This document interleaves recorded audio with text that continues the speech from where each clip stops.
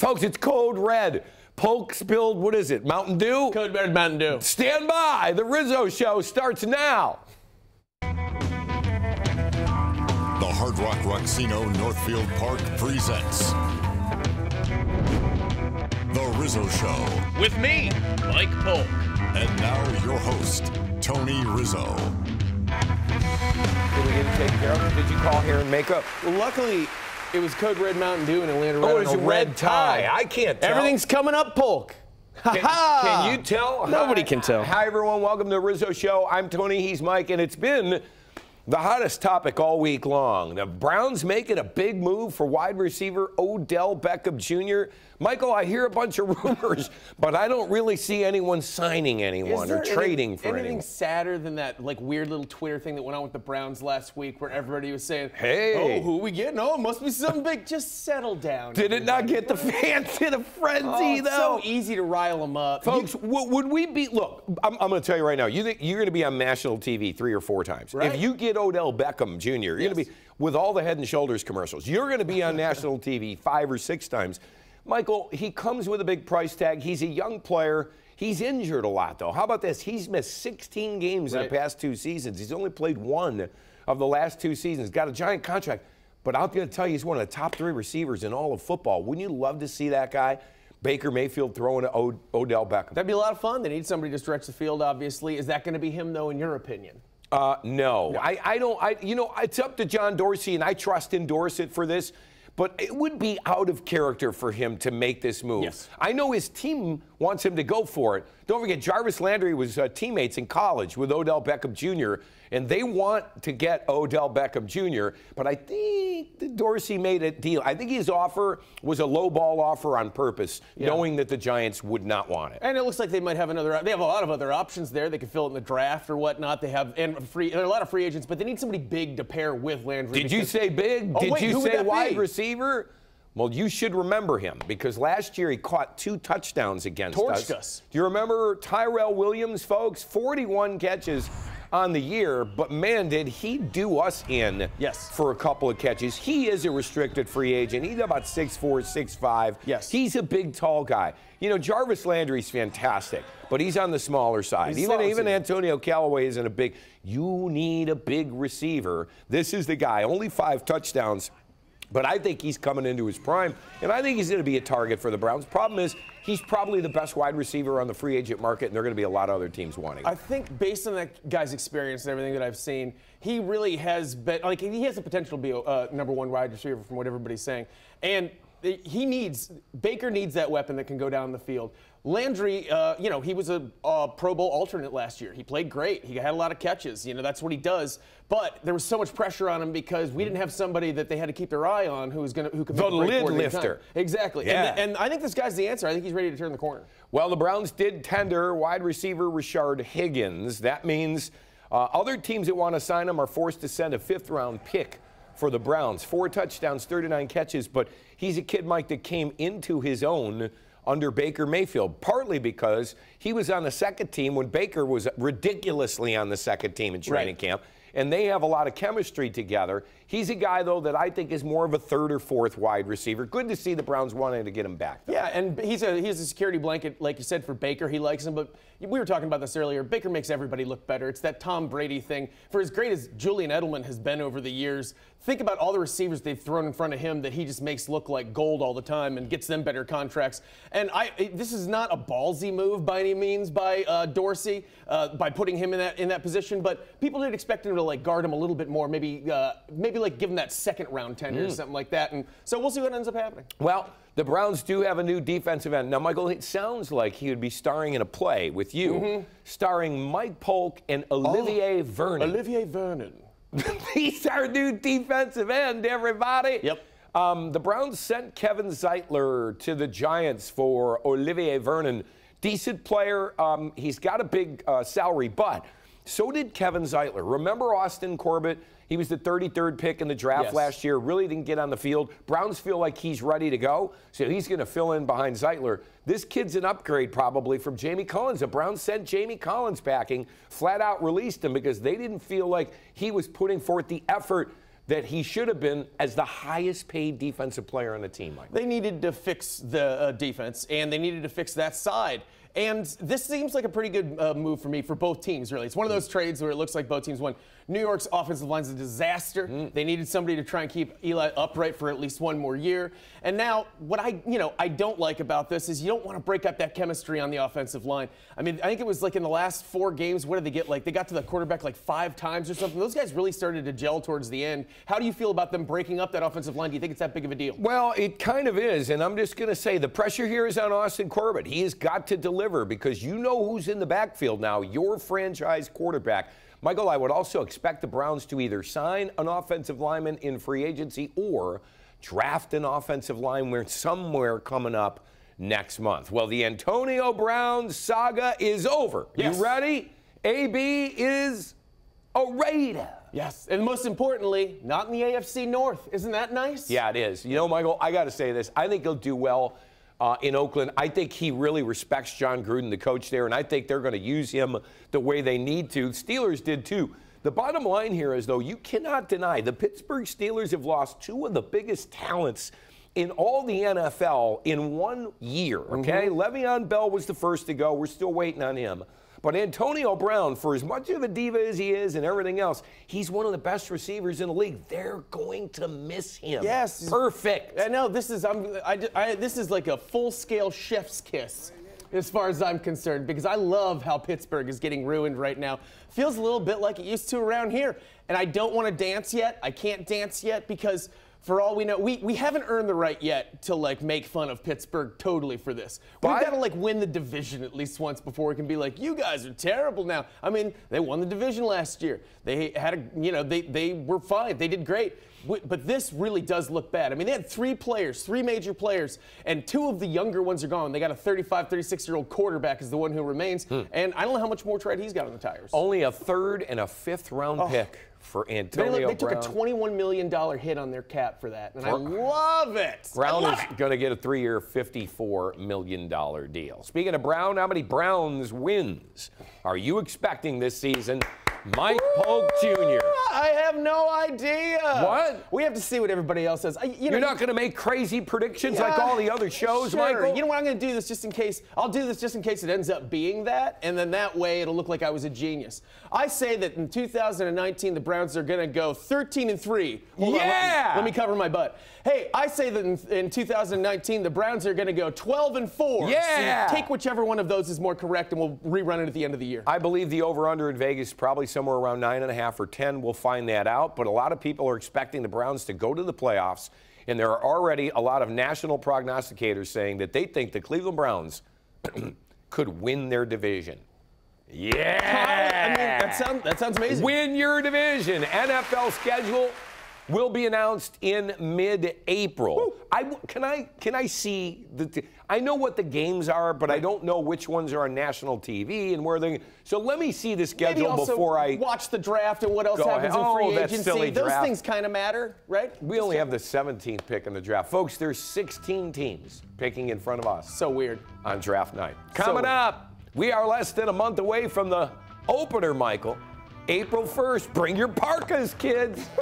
Stay with us.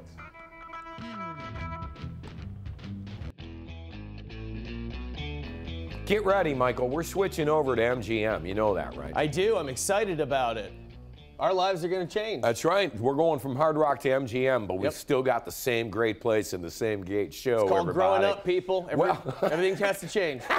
Welcome back. Well, we are less than a month away from the home opener. Mike, have you been paying attention to the Tribe? I feel like a lot of people aren't right now. No, they're not. I've been paying a little bit more attention, and I'm going to be the voice, which I rarely am, of positivity here. I know that everybody's down.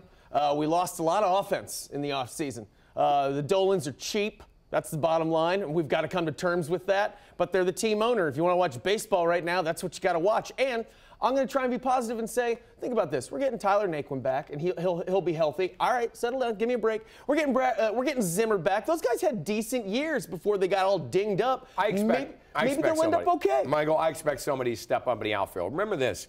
The Indians have the best pitching staff, folks, in the American League. Yeah. In the NFL, it's quarterback play. In baseball, it's pitching staff. I know they don't have a lot of mashers. Corey Kluber will make his spring training debut tomorrow. Kluber or Bauer will be the opening day starter. And curious, Michael, they're like holding Klub's back a little bit. But make no mistake about it, not just because of that weird article he did for Sports Illustrated. Trevor Bauer wants to be the ace of this staff, and he might have the stuff to do it. I mean it. Yeah, I mean it. No one's arguing that he has the stuff to do it, honestly. And again, no matter what Trevor Bauer wants to say, we all believe he's a good pitcher. He's like, no one believes me. Yes, we do. The problem is he feeds off people not believing in him. So okay, then we don't believe him. Right, I agree. But why would they even politically do this? Like, people are saying, well, Kluber, you got to rest him. He fades out towards the end of the season. We're talking one game, and he's been your starter for how many years now? He's got 2 Cy Young awards. Why would you even mess with this and screw with the locker room by saying, we don't know who's going to start? So why not just let him start? I don't get it. I don't get it either. Maybe we'll find out as the weeks go on here in spring training. But I know this. He's going to be a big part of what the Indians do. Some people think, though, watch for the trade deadline. Yeah. See where the Indians are. Look, they're the best team in their division. That doesn't guarantee anything, but they should win their division, and if they do that, let's see what happens. They might swap out Kluber for some. Plus, don't forget, we're going to have one of those kids from the minors, like Shane Bieber last year, pitched phenomenal. We don't even know his name So don't worry. We're okay. Meanwhile, it does look good for Carlos Santana. He is back, and Michael, he is mashing very well. Do you think we will miss Edwin Encarnacion?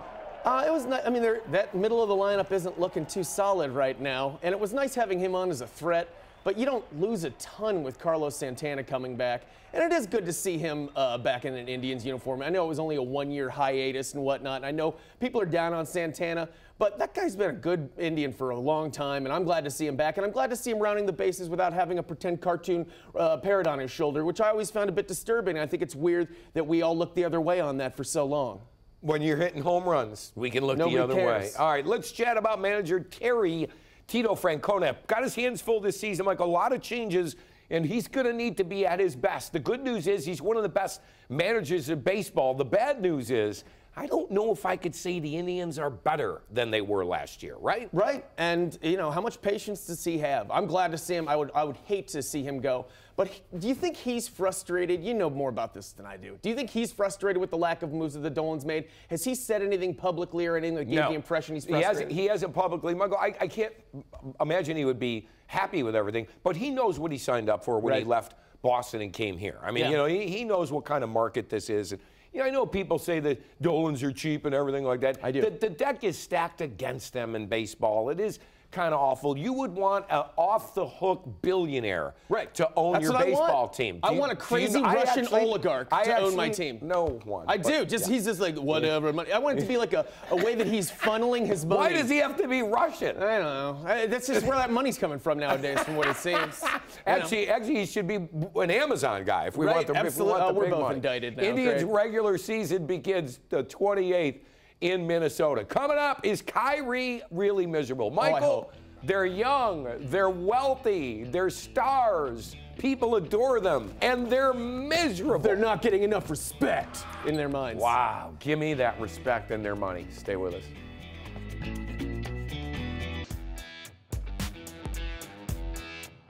Hey now, welcome back. Do you like our spring set? This is a new spring set. Just had this put in. Welcome back, folks. Time now to spin the wheel. Woo! Michael, are you ready to go? Yeah, it's already going anyway. It doesn't matter. Oh, LeBron passed MJ for scoring on the top 5 list this past week. By the way, thanks a lot, Mike, for, you know, congratulating LeBron, who looked up to you for a kid. I've never understood this relationship between Jordan and LeBron. Why would Jordan feel threatened by LeBron? LeBron loved Jordan.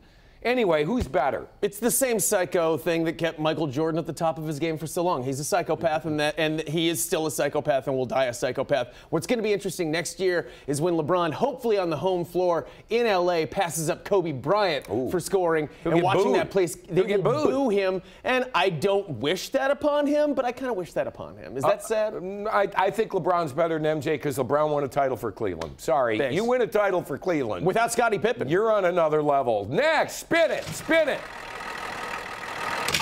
Oh, boy, Duke misses Zion, Michael. Zion is, I guess, going to play in the ACC tournament this week. Michael, are you worried? The kid blew out his shoe. Yeah. I don't want to say he's big, folks. I don't want to say, but if Nike can't build shoes to hold you, wow, that's going to be some. I'm just praying. You know me. Everyone's rooting against us in this lottery. I want Zion. We might have a new tractor-trailer situation here as far as heavy players who play despite being heavy, which is one of my favorite kind of basketball players. And I still want this kid, and people are saying maybe he shouldn't go back now that he's getting back from his injury because he's risking injury again. It's basketball. Play basketball. And I agree, because if he's going to get injured, let's see it happen first. That's it. Next. Oh, I love me some Charles. Charles Barkley said Kyrie Irving is one of the most miserable people he's ever met. Michael, why are these young, rich, good-looking star kids miserable? Millennials, social media. I have no idea. They're just unhappy, and they're going to be unhappy whatever situation. They like it. Don't you get the feeling that they love the drama? They do. It's part of their brand. Yes, they Being don't. miserable is part of their brand. I can't be. I can't be content. No, I have to be miserable. And he's on a really good team. If anyone should be miserable right now, it should be like Kevin Love or somebody. You know, the people who are stuck on really bad Kevin teams. Love's a model. Yes. He dates a model. Okay, well, bad he makes example. $20 million a year. Let's say Jordan Clarkson, wherever he is these days.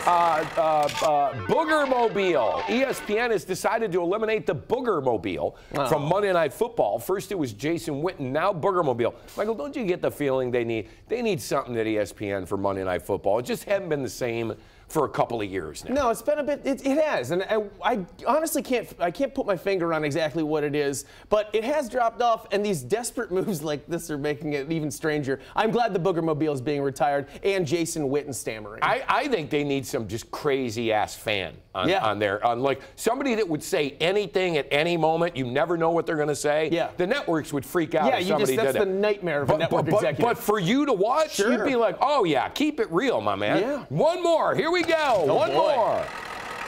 Here it comes. Oh, you know what? I've got a confession, man. I love them. I do. There's no shame in that. I love filet of fish.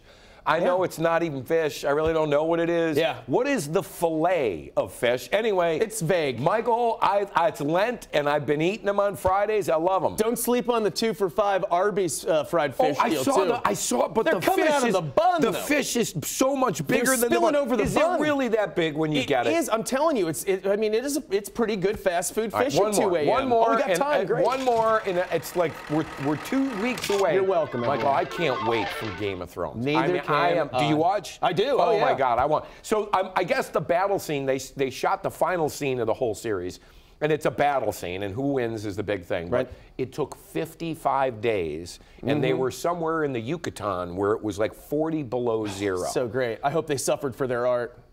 I'm looking forward to it, man. Who's going to win? Who's the king? You tell me right now. I know. It looks like Jon Snow or the dragon lady, probably. I don't know. Who do you think? I'm gonna go Davos Seaworth. I'm calling that strange thing. I think that he's gonna be the surprise. Just so you know. I mean, why is he still around? But it's been fun. I'm rewatching it right now, and it's like I'm watching for the first time. I don't remember any of these characters. Right. But you could watch that whole show. Yeah. And I know who the characters are. Right. But if you say to me who's blank, no idea. They should have a pop-up video. Speaking of games, there are plenty of them at one of our favorite places, the Hard Rock Rocksino. Let's see what's happening this month.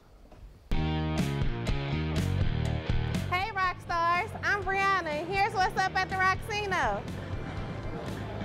Let the spinning wheel spin at the Hard Rock Rocksino Northfield Park for your chance to win $1 million every Friday, Saturday, Sunday in March.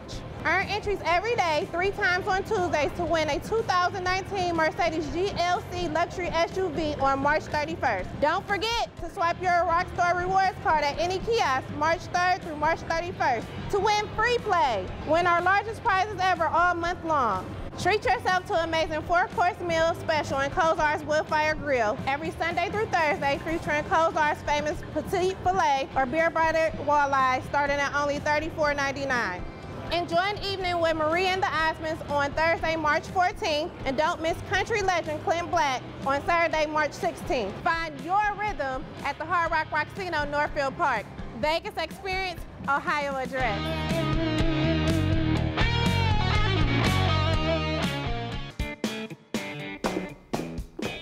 All right, ask me the, don't go anywhere, folks. Stay tuned. Our good friends Big Chuck and Little John are coming up next. All right, let me. Every time I do this, it usually kind of backfires on me. Ask me what the odds are Odell Beckham Jr. is coming to Cleveland. What are the odds that Odell Beckham is coming? I wouldn't rule it out, but I'm going to say like 20-80, 30-70, no. Yeah, okay. And I know that's bumming out a lot of people, but you know what? Maybe next year we'll see. But you know what? You never know when these teams are ready to make a run. Right. I keep hearing even Dorsey say, we're not one player away from it. Who knows? I mean, you've got one of the best quarterbacks in the league.